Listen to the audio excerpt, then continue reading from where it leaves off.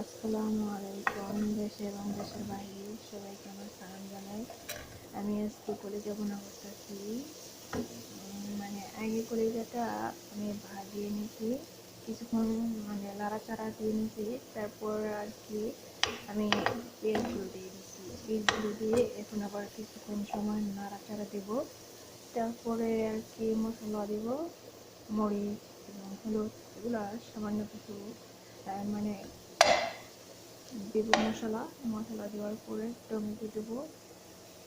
আর এই জায়গায় রান্না করতেছি আমি, যেহেতু দেখাইতেছি যখন আমি এই জায়গায় নুডলস রান্না করতেছি মাংস দিয়ে। হলো নুডলস মাংস দিয়ে রান্না করা হচ্ছে আজকে। নুডলস দিয়ে মাংস দিয়ে রান্না করতেছি আর কি।